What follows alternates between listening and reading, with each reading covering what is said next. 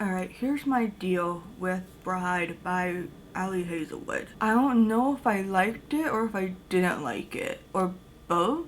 So this is actually the very first read I've ever had from Ali Hazelwood. I know she's very well loved on BookTube, on BookTok. I also heard that this was pretty there in the spice department, which no it's not. So anyhow, I decided to give it a try because why not, for the very first read of Ali Hazelwood novels, why not make it her newest one? I believe this is the newest one. It is a paranormal fantasy romance, which normally I am not one to be interested in. I did grow up in the Twilight era, but I have never read Twilight or really watched the movies. I've watched snippets. I'm not a big fan of vampires in general. They tend to bore me, although I did kind of like Vampire Diaries and like some of the vampires. I never finished it because y'all messed with Bonnie too much. But I like werewolves. If there's anything paranormal that is my favorite, it's werewolves. Bitten is one of my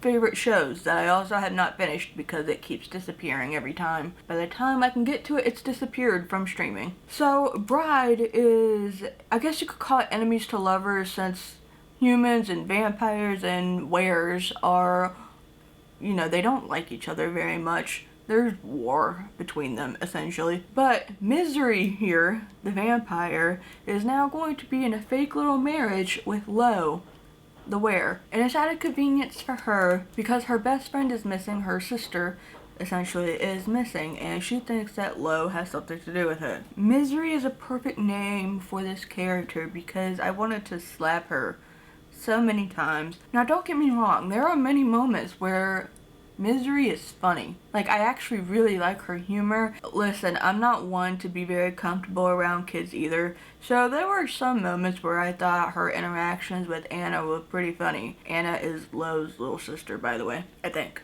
Something like that. But then there were other times where I'm just like, Misery, you are insufferable, and I know you got the name because when you were born from your mother ended up dying, so everybody kind of associated, you know, miserable feelings with you in that moment.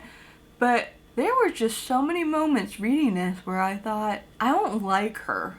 I don't like her at all. But then there were moments where I thought she was so funny and I kind of liked her. This book is, I want to say, almost 400 pages, and it gets really, really slow in the beginning. I want to say maybe the first 100 to 200 pages, actually. So almost halfway to the book.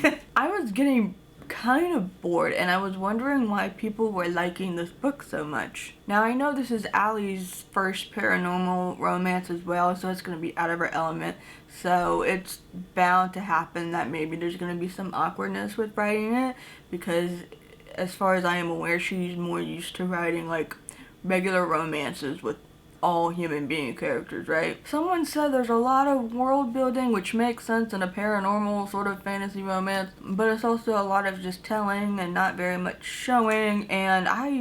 But once Lo and Misery finally started to actually, you know, interact with each other, because she finally tells him why she ended up accepting this marriage, it starts to actually build up a little bit. But let me tell you something. I don't believe the chemistry between Lo and Misery one bit, because, you know, eventually they're gonna find out that they're really into each other and that they really love each other. And as it turns out, Lo's mate is not a wolf, but it is a vampire. And that vampire is Misery, of course. And it seems he knew that from the get-go because of his lovely smelling powers, you know? But even once they start to realize it, I'm just like, but maybe it has something also to do with the fact that Misery has the emotional capacity of a peanut.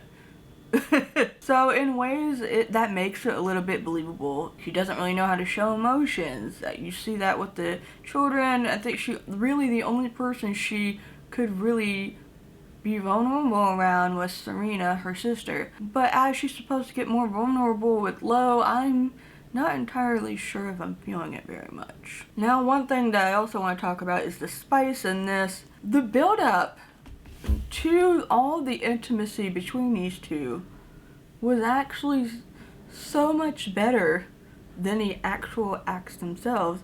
And can I just say something? I never want to read about knotting. I never want to hear the word knot. I never want to see the word knot, K-N-O-T, again. It's not necessarily the nodding in itself. It's those lines that he said, the really cringy, corny as hell, secondhand embarrassment, sexy liners, one-liner dirty talk that he tried to do. And please tell me that Allie does better at dirty talk writing than this, because I could not handle it at all. When that part came around, I was reading the remainder of the book in the laundry room in my apartment building. So it's just so awkward to read this while anybody could be walking in, and a few people did walk in. Now, of course, I'm someone who really doesn't like reading dirty talk in books because I feel like it's just too cringy. It's funny because I like the idea of it, but actually seeing it being written out and stuff, I think there's only one book, and it was by Megan Quinn. I forget the name of it, but I've talked about in a previous video. That was like the only time where probably 99% of their dirty talk that was written I actually enjoyed, and it did something for me. That said, the build-up parts where he's talking to her and trying to seduce her and stuff, that was really good. But once the lines about the nodding came around, I could not.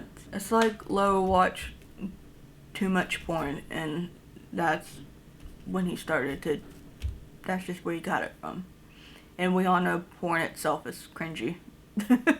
The acting and the lines and the storyline, and then by the time the epilogue came around, I just kind of skimmed through it and then I was done. But I gave it 3 stars on Goodreads. Maybe it was like a very, very high 2.5, which the 2-star reads are the it's okay and I'm probably never gonna read it again. I didn't really care for it, but I don't think it was the worst thing ever type of rating. So I started off not really liking it at all, and I almost wanted to DNF it, but then I started to actually kind of really like it, and then, I don't know. I will say this, I've said it before, I'm really into the spicy reads as of late, but before, when I started getting into them, I was only skipping to the spicy parts, and now I'm actually trying to read the book in full.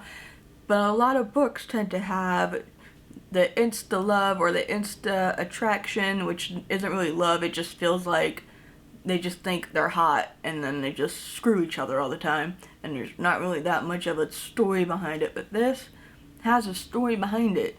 It has plot devices behind it, so I can get with this. So I think that's probably why I ended up giving it a 3-star versus just a strict 2. This is not going to turn me off from Ali Hazelwood forever. Please let me know in the comments like some of your favorite reads by her, because again, I know that this is her very first paranormal romance, so maybe she's gonna write some more in the future. She'll get more into the swing of things, and I want to give her all human characters type of story a try, because I know she's very well loved.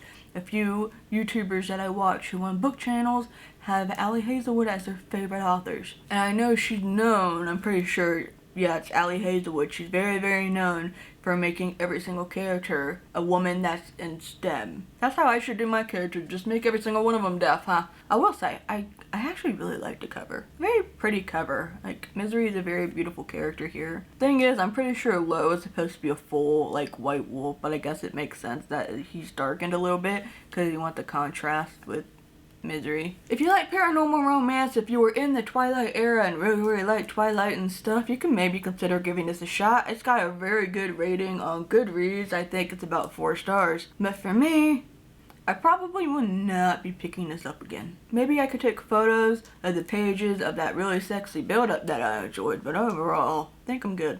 But I'm not going to give up on her, so I'm going to give her other works a shot. And that's my review on Bride by Ali Hazelwood. I may or may not have a written review up. I did start one for Patreon, but it hasn't been uploaded at the time of filming this.